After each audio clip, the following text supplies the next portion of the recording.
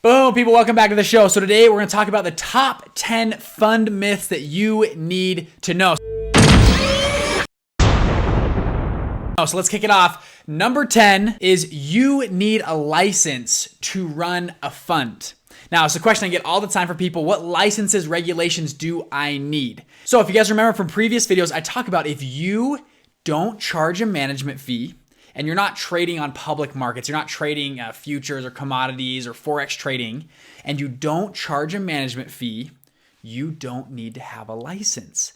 Now, you have to set it up the right way, and I have other videos that talk about how to set up a fund without a license, but you can do it. Guys, I've ran 2 funds. We're launching our 3rd fund right now. I do not hold any licenses currently. All right, number 9 is you need to be old and wise to run a fund. There's no way a young guy like me could run a fund. If you look back a few episodes, I did an interview with Sam Yaffa. So Sam is an incredible kid, started a fund out of college in Southern California, now runs White Lion Capital. They do direct VC investing into companies that directly benefit millennials. Sam's in his early 20s, and his pitch to investors is there are plenty of devices and things that an old, wise 60-year-old person would have no idea if that's cool or not to the younger generation. Sam and his team says, hey, our value we bring to a fund or to an investor is we can see what's cool. We can see what's promising. We can look at the trends better than anybody else because we are also the consumer. This led Sam to be one of the early investors in Lime Bike. So Lime Bike, you know, the scooters you see on beaches and cities, they were one of the first investors in Lime Bike. His funds have done very well in his early 20s. Number 8, you need some crazy computer algorithm or model to run a fund. Yes, there's guys like James Simons and Kenneth Griffin that have these crazy quantitative funds that do all sorts of math and calculations. However, there's an almond farm fund that I just heard of. All they do is they go buy and sell almond farms. That's it. That's their entire fund model. They come to an almond farm. It's mom and pop almond farm. They ran it for years in California. They say, hey, we like your farm. How much do you make? What's your overhead? And if they see that it's making a good profit every year, they say, great, we'll buy it. And here's our multiple. They don't go on the back and run these crazy calculations. Yes, they have a model. Yes, they run through a few numbers to make sure it's a good deal. But it doesn't take massive servers and rooms and offshore programmers to make it happen, or hiring quants from NASA to make your algorithms work, right? Relatively simple funds. Real estate funds are that way. There are funds that go out there that are funds that just flip houses. That's all they do. Guys, people without a high school degree can flip houses. Right? There's lots of people flipping houses. You watch a couple of YouTube videos, you can flip a house. They go out and say, instead of flipping 1 house, let's flip 20 houses. So yes, some fund managers do have the crazy quantitative stuff, but a lot of small funds don't. That's like comparing saying, well, there's no way I could ever start a company unless I was like Google and had hundreds or thousands of engineers. And it's like, no, obviously Google has the money, they can pay for those, but starting small, you can start a company without hundreds of engineers. Number 7, you need some type of fancy Ivy League degree to run a fund. Yes, you see the Wall Street poster boys that have these amazing degrees. However, there are hundreds, even thousands of small funds like me and you, that guys that barely even graduated college, but are crushing it in their space. If you look back at one of our videos, the fund launch formula explains how my dad pitched a deal over the degree and they were beating out Harvard guys pitching the same investors. So debunked, you do not need an Ivy League degree or some fancy pedigree to launch a fund. Number 6, you have to hire expensive lawyers or accountants to start. A lot of people ask me, Bridger, how much money is it to start? And yes, if you were to go out cold on the street and hire lawyers, it would probably cost you 25, 30 grand to set up a fund at the minimum. However, I was able to launch my fund for about $5,000, my entire fund. That's not syndicate deals. Syndicate deals are even less than that, because I grabbed old legal templates, good legal templates for previous funds. I used them, edited them for my own fund. In our mastermind group, we actually give you these documents and help you get them ready to take them to a lawyer. And instead of spending 25, 30 grand, you end up spending about 3 or 4, maybe 5 grand on legal docs. If you're interested in the mastermind, you click on the link below, go to investmentfundsecrets.com. You can see more about what we offer in our mastermind program, where we have mentors come in and help you launch funds. A little plug there for the mastermind. All right, number 5, fund managers don't make that much money. It's not that lucrative to be a fund manager. Are you kidding me? Do I need to look around again? Like, fund managers, if you look on, just Google how much money fund managers make. They were some of the top earners of last year, were all fund managers. There's a reason a book about fund managers is written called More Money Than God. So I'm not even gonna address this topic. Fund managers make a lot of money. It's one of the most lucrative vehicles on the planet to make money. Number 4, there is a lot of regulation to start a fund. Yes, this is true. There is regulation. The SEC is the overarching referee for a lot of financial practices and services. And yes, you need to comply with SEC regulations. And that's why our channel has gained a little bit of traction, is we help people understand SEC compliance, how to file funds, how to use funds. The example I always give is if you walked into a football stadium for the first time ever, you never even heard of American football.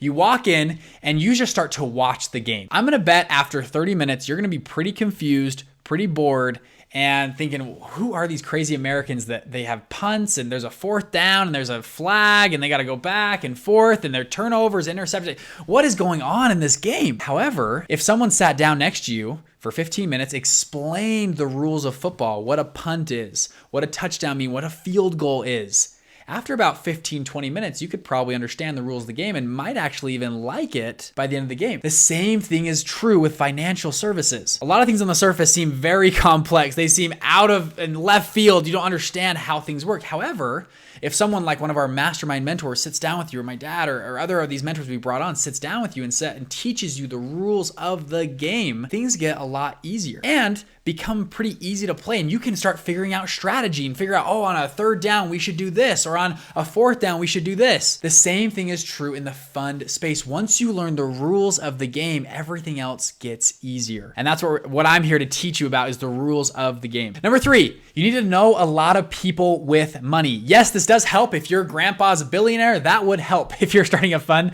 But for most of us, we don't have a grandpa who's a billionaire, so we've got to reach outside the box. Now, there's 2 ways that I talk about this, about raising capital. Number 1 is you can figure out how to raise capital. Go and either work your way in or buy your way in. We have previous videos on that. Secondly, though, is you can partner with somebody who already is very good at raising money. There are people out there that have spent their entire careers making connections, meeting wealthy people, so that one day someone like you can approach them that's launching a fund and they can be your partner and help you launch a fund. I go back to my dad's original funds. His first funds, he's an okay money raiser. He partnered with an incredible money raiser, and them together raised the money and managed the money, did very well. Now my dad's a co-founder of a $20 billion family of funds.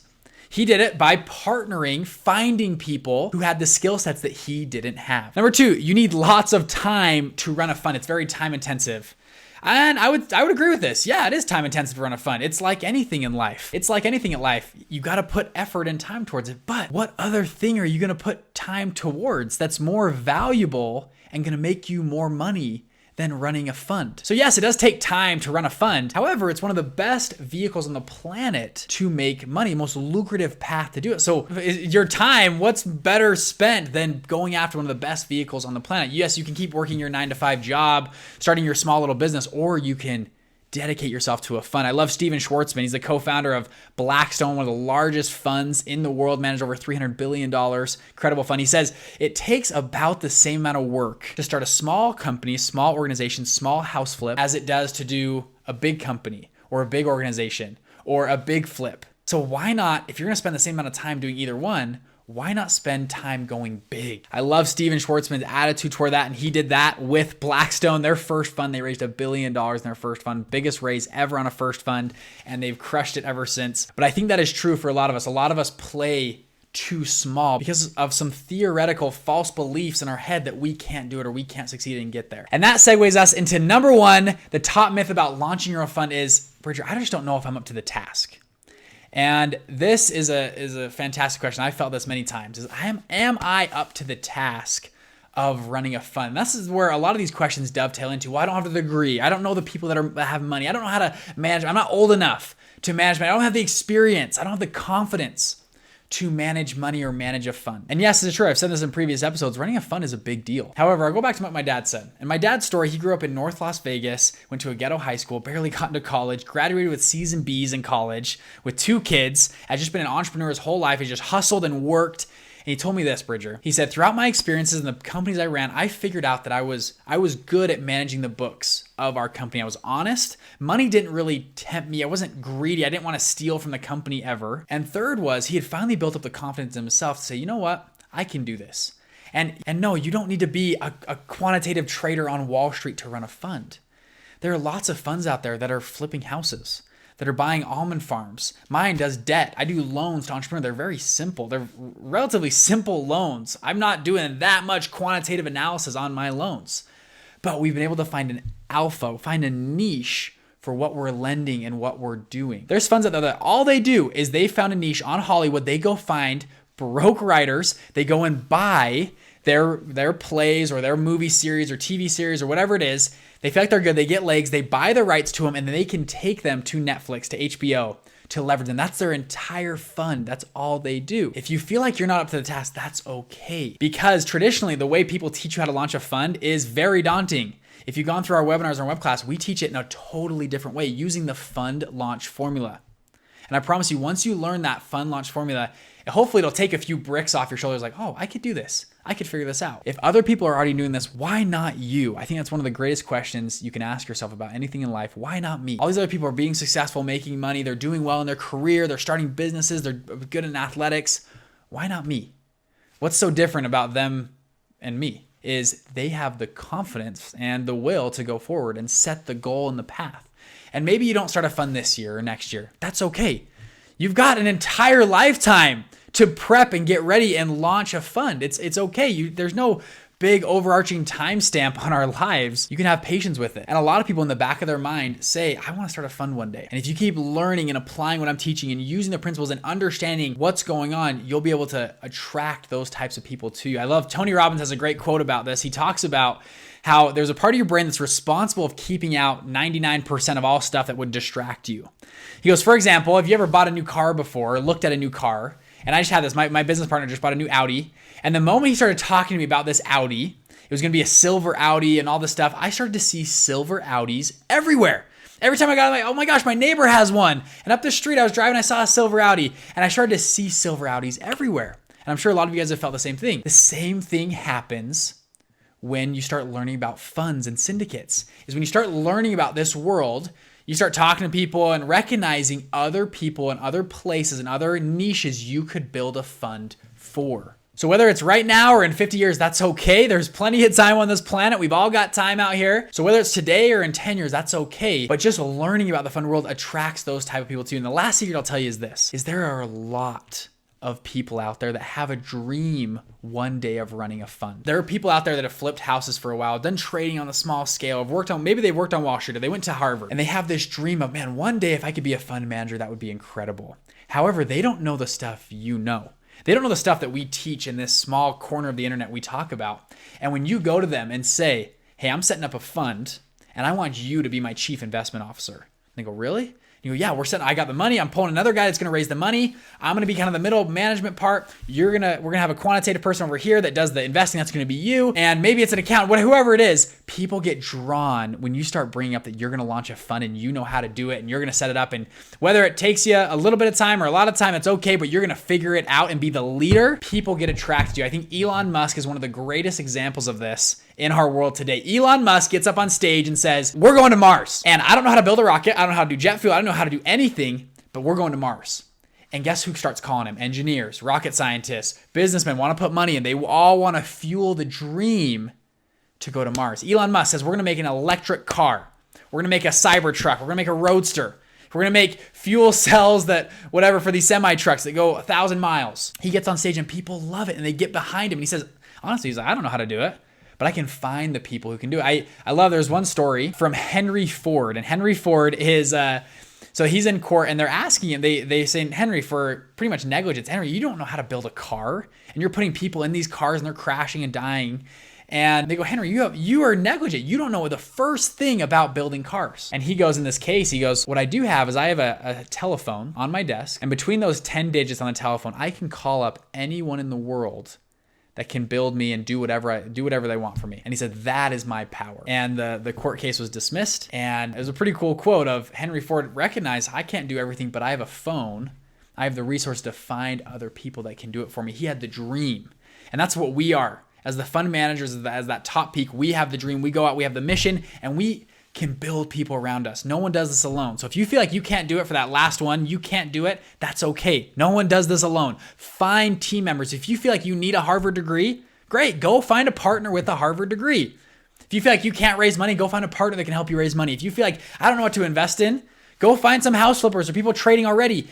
Test them out, test their models, and find a good horse to back and build the team behind them. That's the power of what we're doing. So I hope you guys enjoy this episode. If you like our stuff, give us a follow or subscribe, whatever it is for this video or whatever you're listening on. Give us a review if you can. And if you're interested in learning more, go to investmentfundsecrets.com. I actually have a live training on there that I do to teach you way more in depth about funds, talk about our mastermind program, and how you can accelerate your learning in this process. It's been fun being on with you guys today, and I will see you on the next episode. Peace.